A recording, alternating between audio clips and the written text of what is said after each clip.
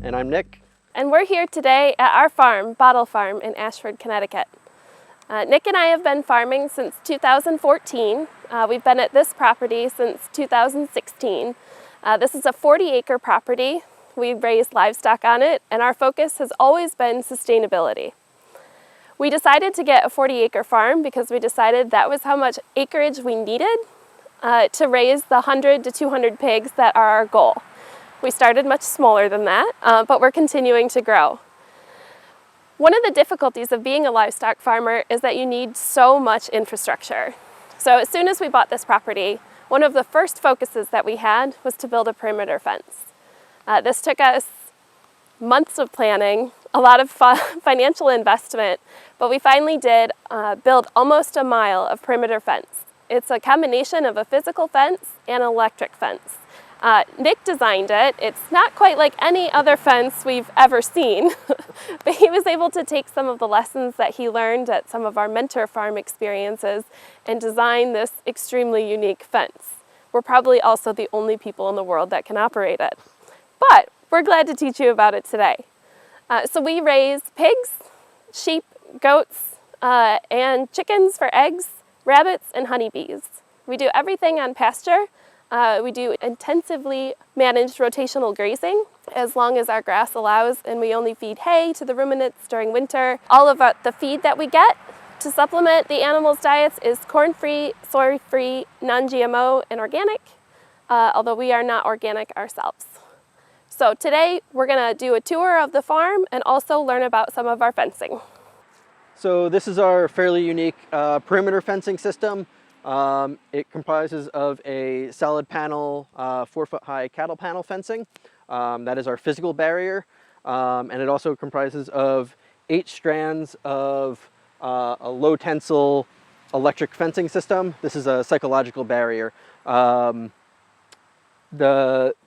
Basically the design of the fence is I didn't want anything leaving the perimeter fence or coming in through the perimeter fence, no matter what fencing I had inside and no matter what predators I had outside. So this provided that physical barrier for the smaller animals. The goats can't get through it. They can try to climb on it. But the electric fence provides that psychological barrier to keep them from climbing on it, to keep the animals from actually touching the physical fence. The fence itself is zoned into 3 separate zones. So we've got the bottom lines, inside and outside. That's just a few inches off the ground. We can isolate that line separately for snow load and grass load. So when we do have snow, I can turn that line off completely. The second line, inside and outside, is the same thing. That's isolated on its own system that I can turn on and off whenever I want. Again, if grass is really tall, I can turn that off. Or if I'm troubleshooting a certain section, I can turn that particular line off. The rest of the 4 lines are all in the same zone. That's the main part of the system. The bottom 2 of that system are really for our interior, is really for our animals not touching the fence. And the upper 2 are more for predators coming up and over. So something climbing up the outside of the fence will get shocked. And the high one is really just a visual for deer, although it is electrified also. All of our fencing is on galvanized T-posts. We have a lot of rocks here on the property, so pounding wood posts in and avoiding rocks were extremely difficult for us. So we set everything up on galvanized T-posts. Gone through a lot of different insulator options. We can talk about that later, both for the exterior of the fence and the interior of the fence, and we've changed that up as we've moved on. As we see when we move on to the interior fencing, we'll see how that changed.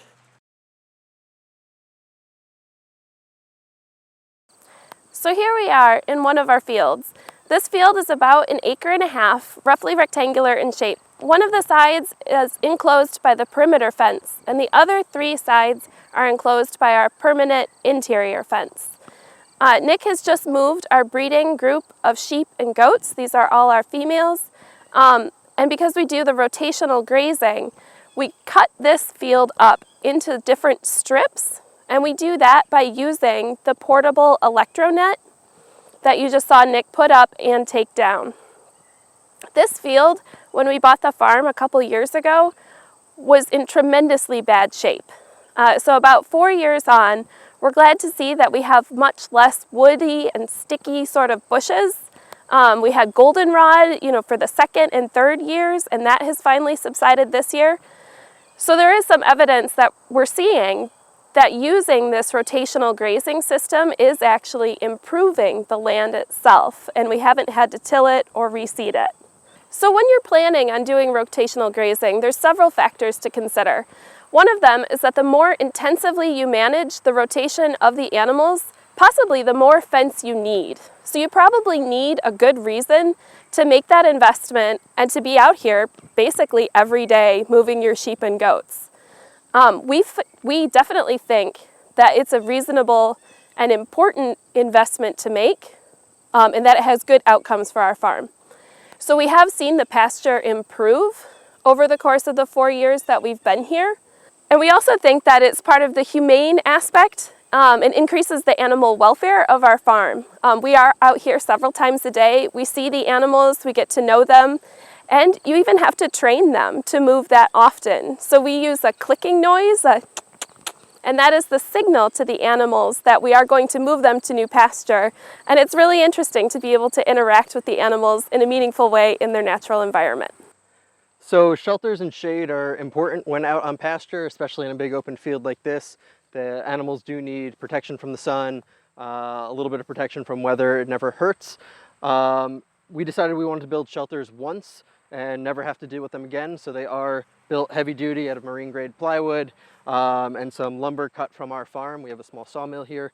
They're designed to be picked up with our forks on our tractor, so we can pick them up, lift them, and put them over top of any fencing. They're also designed for winter. We've got multiple ones of these to stack end after end, creating a long tunnel shelter for our sheep and goats to overwinter in. In certain times of the year, we're not always having them in fields. They get their shelter in the woods or with some autumn olive trees, like you just saw. We moved them into an area with autumn olive. That's their shelter out on the fields. So here at BOTL Farm, we also rotationally graze our chickens.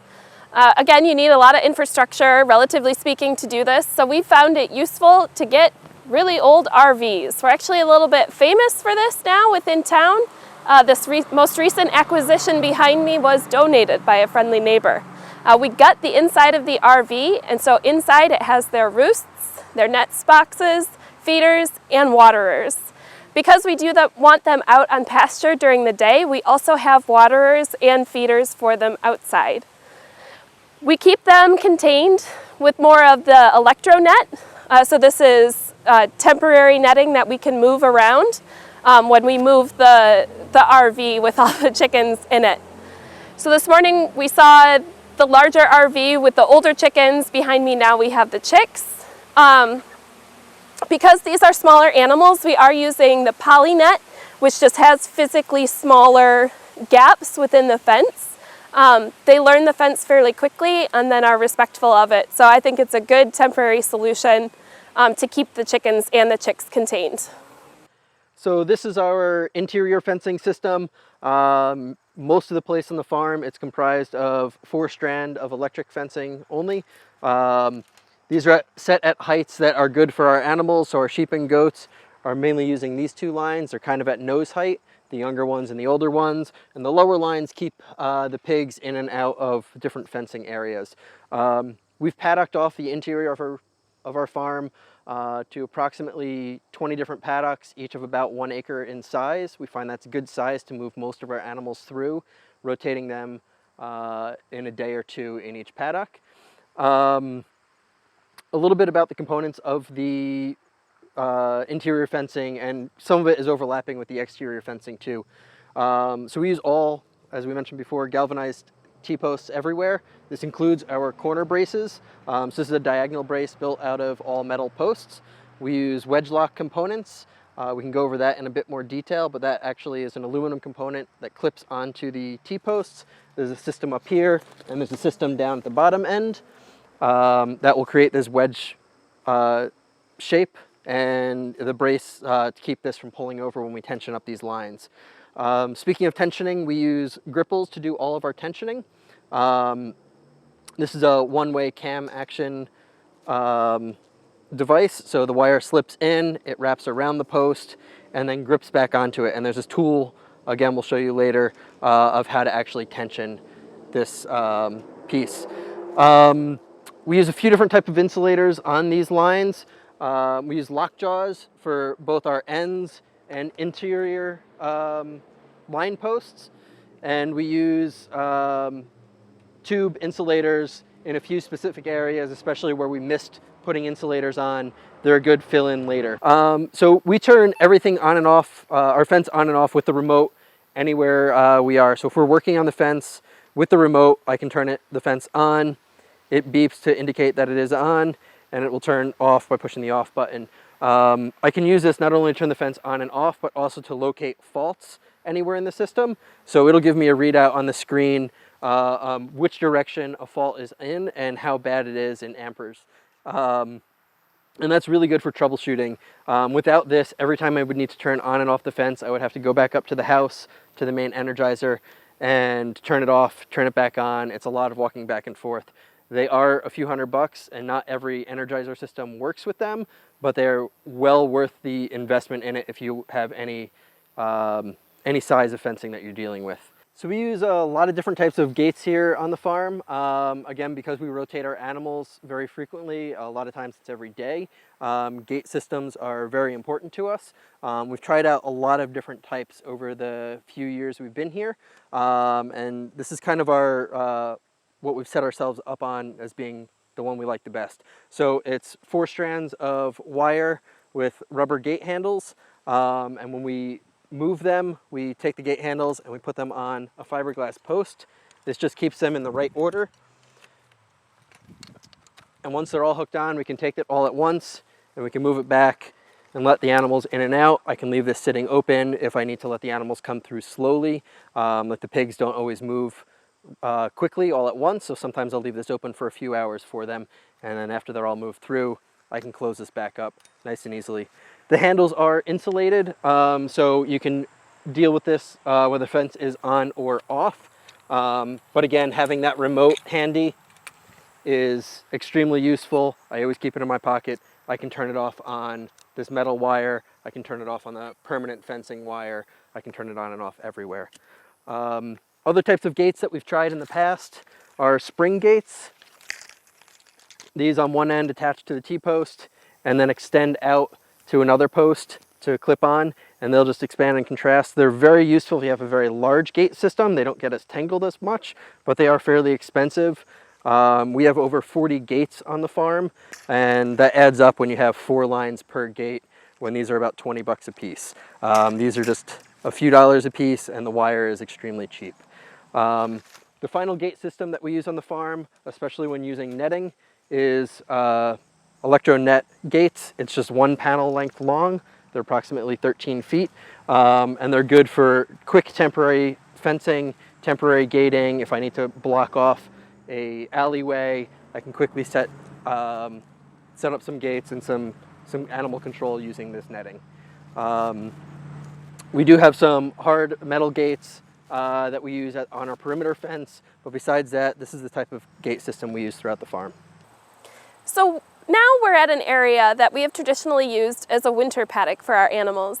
During the winter, there's no grass growing, and we're feeding hay, so we tend to leave the animals in one paddock for months at a time. And that's different than our summertime. So we didn't initially fence this winter paddock area because we weren't sure exactly how we could use it to be most effective. Now that we've been here for a few seasons, we're ready to fence it. Behind me, there's the paddock itself, but we're across a small trail, farm road, from another paddock. So during the winter, the females would be in the paddock to my right, and the males would be in the paddock behind me. Males and females, as you know, tend to want to get together, and so we have actually decided to do the area of the fence that separates them as a hard panel so that it is a physical barrier, and then we'll also put the electric on it so that it has that psychological barrier and to keep them off the fence. Basically where I'm standing now will be a gate so that we can move them in and out of this winter paddock, And then this front-facing section will be like the regular interior paddock that we use on the other parts of the farm. Since we're in the process of building this fence right now, we're going to take advantage of that and actually walk through the steps of how we build a fence here. The first step is to lay out the fence itself. If the fence line isn't straight, it's going to cause unnecessary tension on your posts. That basically, if all your posts are in a line and then one is out, when you tighten your electric, it's going to try and pull that post back in, and depending on how badly out of line, it could actually pull the post out or break it. So it's important to have a straight fence. And the way that we do that is we establish where we want the fence to start and where we want it to end, and then between those 2 points, we pull this string wire. So this is a visual thing that shows us the straight line that connects the beginning and ending of our fence. Once we have the string wire pulled, we can go back through and put flags at the location that we think the posts should go in. If there's terrain changes over the course of the fence, then we'll need to put the posts closer together to accommodate for that. Once we have the flags in place, we can go back through and pound the posts in. So here Nick is demonstrating the installation of a T-post for the fence line using a hand post pounder. We like installing T-posts versus other kind of posts because they have such a small footprint and we live in such a rocky area. It's relatively easy with this about 35-pound hand post pounder to get a T-post in. Once you're proficient at it, it doesn't take more than a couple seconds. So even though we've installed hundreds of T-posts for all our different fencing, it was a reasonable job overall. So we're going to continue the demonstration by looking at this section of fence that's going to be exactly the same as our interior fence, except we're at the point where the posts are pounded and we need to draw the wire. So the electric wire is bought on loops or spools, and you need to be able to control the wire in order to get it on easily and not have it tangled or twisted. So a lot of times people use a spinning jenny, and it's totally worth the investment. If you can make it, spinning jennies really are a life changer. It's faster and more controlled. If you don't have a spinning jenny, you could do maybe something like this. You take a milk crate, get a piece of pipe, or I think we've used fiberglass or cardboard, and put the spool on that, and it's definitely better than nothing. Now Nick is going to demonstrate the process of actually attaching the wire to the fence posts that we have installed. So because the wire is going to be electrified, and we don't want the fence posts to be electrified, that would ground out our entire fence, it's important to have insulators in between the electric wire and the metal posts. When you get to the end of the line, you take the metal wire and wrap it around the insulator on the last post, and then insert the free end into the gripple and use that to both hold it and eventually tension the system. These are the lockjaw insulators that we have found useful. He's using the beads on the front of the T-post to count, to actually keep the lines evenly spaced on each post so that the overall electric line remains even. He's adding the final insulator to keep the electric line away from the cross brace, and now putting through the lockjaw on the last post, inserting the free end into the gripple, just enough to get it started, and then using the gripple tool to actuate the cam, which tightens the line.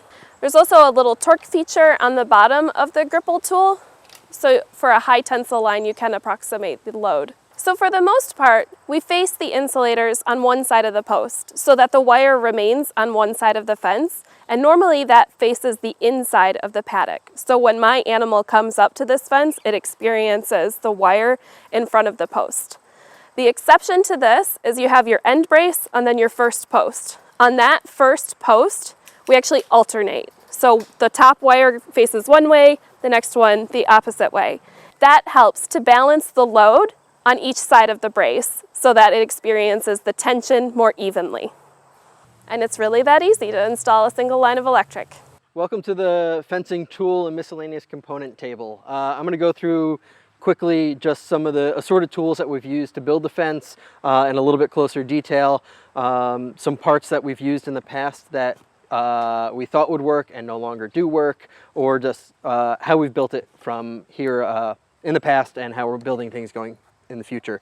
Some basic tools you're going to need to cut wire is some pliers. They make some multi-purpose pliers that you can bend with, you can cut and crimp with. I find it much easier just to use a basic pair of wire cutters. They're lighter, they're easier to slip in your pocket.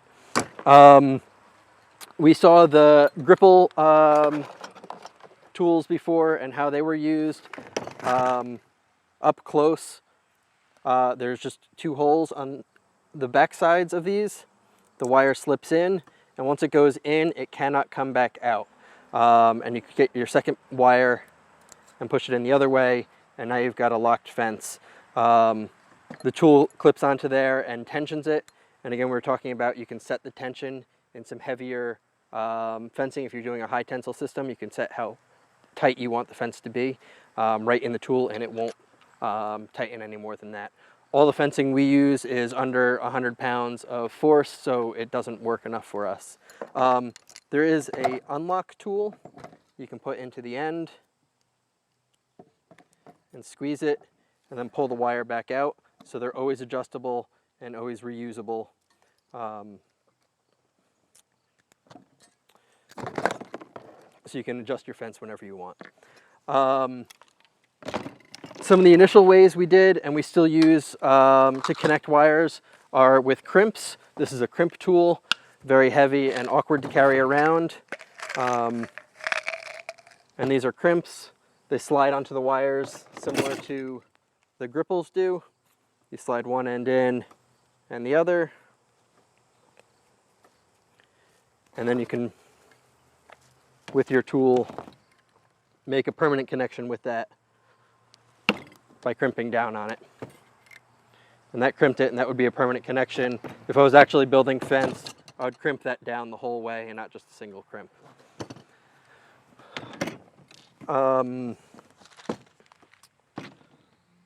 For our hard panel fencing, where we have the exterior fences, these are just some scrap cutoff pieces, but when they connect on the outside of the fence, we do overlap them. This just made it a lot easier to build than to try to line the two up right at the edge and at a pole. And we overlap, we can connect the two together a few different ways. The most efficient way we found was with hog ring tools. This is a semi-automatic hog ring tool. So I've got one hog ring, line the two fence panels up, squeeze, and that's connected. We do a few of those at each overlap on the fence. And we make a solid but somewhat flexible connection for heat and expansion. Lots of different types of insulators we've used. Our favorite now is the lockjaw. They can snap onto a T-post in any orientation, so it doesn't matter that the posts are perfectly straight. Some of the other ones will only snap, most of the other ones will only snap on in the front position. And it's always difficult when the post actually isn't into the ground. Oh, and it's not going to go on for me. But most of them will only snap on to the front position, or occasionally some of them will snap onto the back position, but you can never snap them on in an offset angle. But there's lots of different types depending on your situation. You can use the plastic ones for the hard wire fencing that we use out there. You can use a drop pin style, so you can always remove the fence off of the pole. They make larger ones that work for webbing, so the webbing can run through. The webbing is good for horses. Most horse farms will use the webbing. Pigs work really good with the large webbing.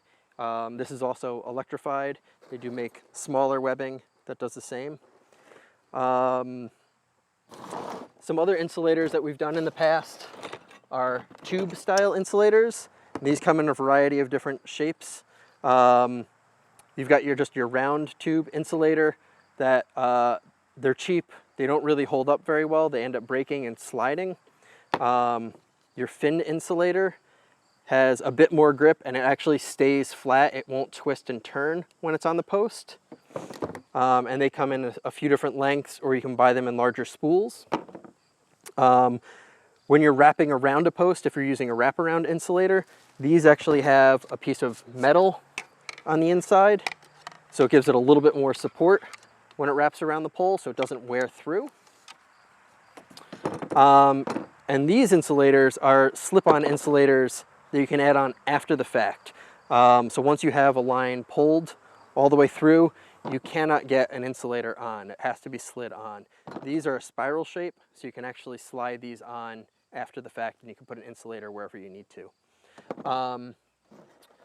We found that the tube insulators are easiest to install onto a post with galvanized rebar tie. They make all sorts of clips that are supposed to hold these on, but unless you get the exact clip that works with the exact tube insulator, and your post is not, it has to be perfectly set. If it's not perfectly set, it's impossible to get those on. They slip off, they fall off. With the rebar tie, it doesn't have to be perfect. It wraps around. There's a tool. And again, this may not be the easiest because the post is not installed.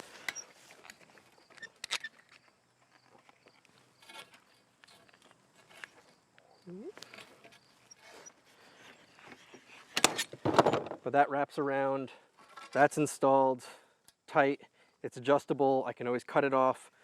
They come in rolls of 5,000 for about 60 bucks, so they're extremely cheap. For more of portable fencing, there's lots of different types of posts you can use. If we're doing any permanent fencing, we use a T-post. If we're doing semi-permanent fencing, we can use a round rebar post. And these also have special insulators that slide on and tighten up on them. They're also relatively cheap. So if you're doing like our winter paddock, we used a lot of these over the past years just to practice where we thought we might want fencing, where we might not. Fiberglass poles, there's lots of different types, lots of different lengths. We really like these that have, you can basically attach any type of wire, whether it's mesh webbing of assorted size, they'll go on the larger side, or poly wire, they can hook over or go in. They're just very, very useful. We also use these at every gate. The gate handles hook onto all of these, so we can open and close the gates themselves. They just snap right on and hold in place when we're not using the gates.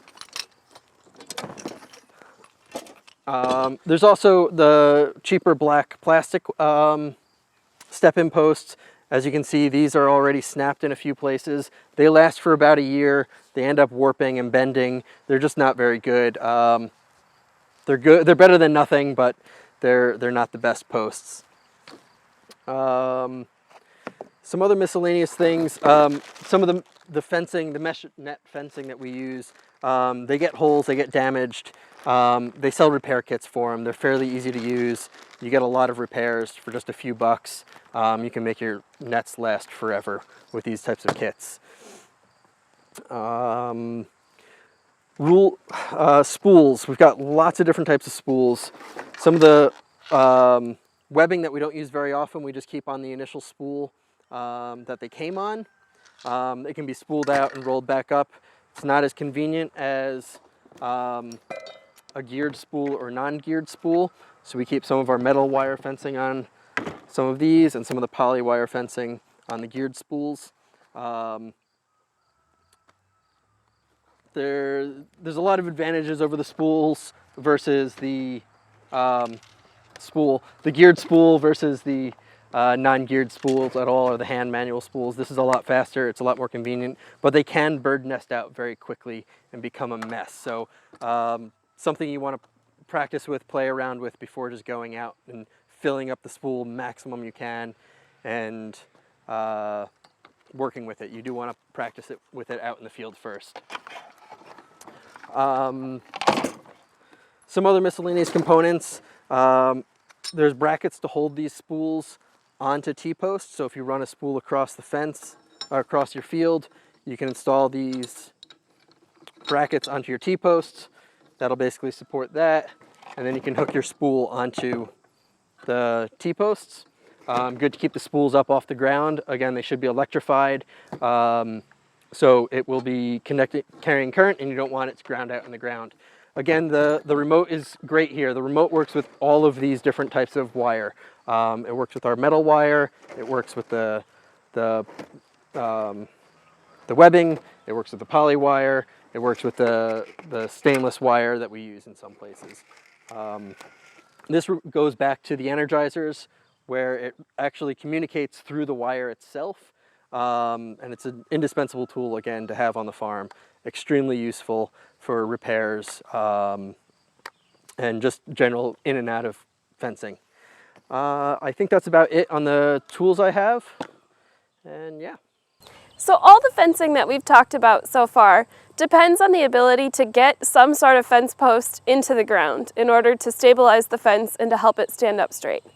But in an ideal world, well, farming doesn't exist in an ideal world, it's not always possible to get something in the ground. We've experienced this during winter. The ground can freeze so much that we can't get anything in. And then this area that we're in now around the barn, they specifically compacted the soil so that we could drive our tractor over it repeatedly and not disturb the soil bed. So this is just too compacted to get anything in.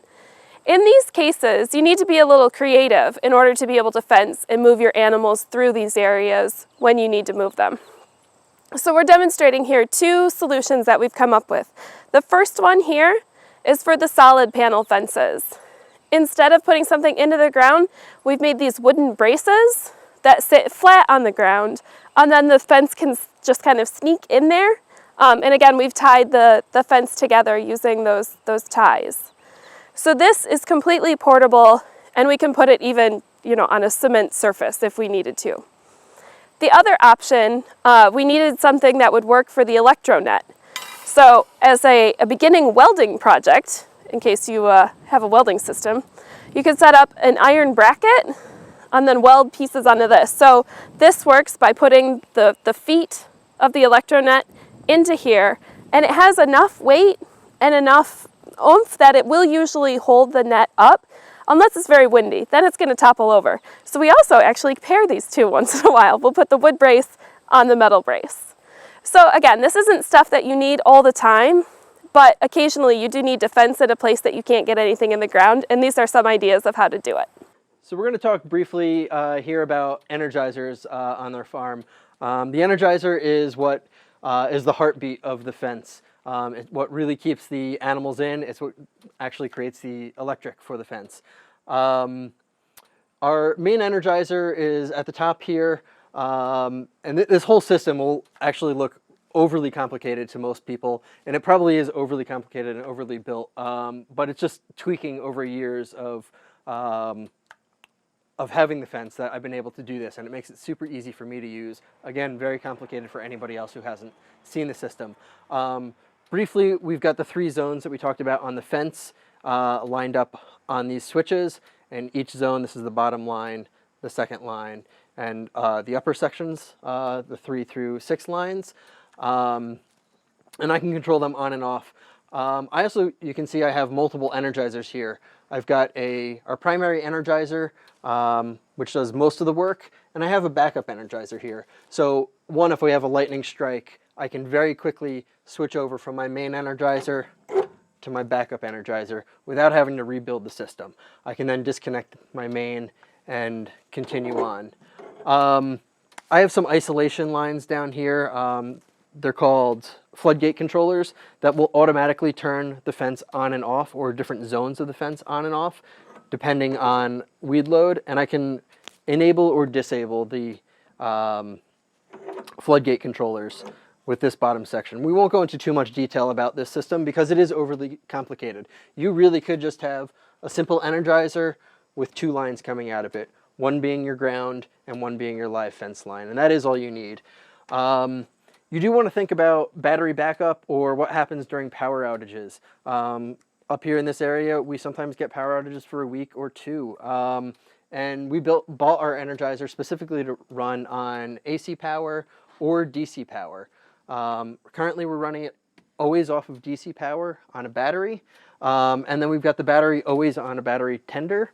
So if we have a power outage, my fence doesn't know about it. I've got 4 days of power in the battery, but we're always running generators on and off to keep our freezers cold anyway, so that should keep up with an indefinite power outage as long as we can run that generator for a few hours a day.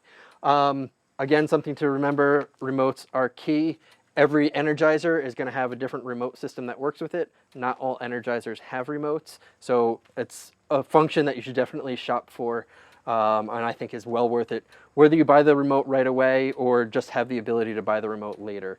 Again, they're a few $100s, but they're well worth having.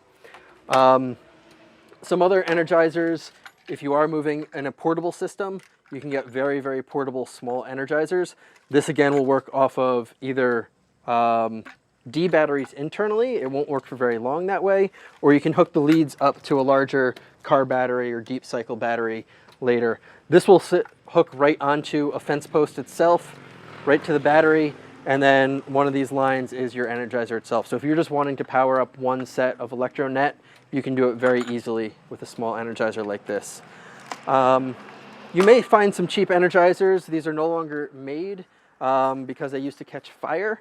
Not necessarily to the energizer, but to grass. They're called weed burners. It's a continuous energizer. It doesn't pulse like your normal energizers now. You want to stay away from these. They're dangerous to animals. They're dangerous to your farm.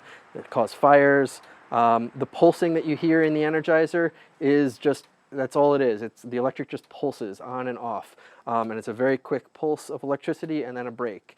These old style, they just stay on continuously. So if you find these online or something like that, someone's getting rid of some stuff, avoid them. They are not really that great. All of my lead out from the energizers come down through the system of wires. It's bundled in here. Again, we've got multiple zones, and they go back out to grounding systems. We haven't really touched on grounding here, but grounding is very important. If you don't have a very good ground system, your fence won't work very well. We'll have to expand on that in another video. For now, I think that's all we can really talk about without getting into too much technical detail on this mess of switches. Well, thank you all for spending some time with us today here at BOTL Farm. I hope that you found some of our information about fencing interesting. And yeah, just to summarize, farming is hard and fencing seems scary, but it really is okay. Nick and I are both first-generation farmers, so we're figuring this out as we go along, and just glad to share some of our experience with you all. You can check out our website for more information about our farm and the products we offer. Thank you.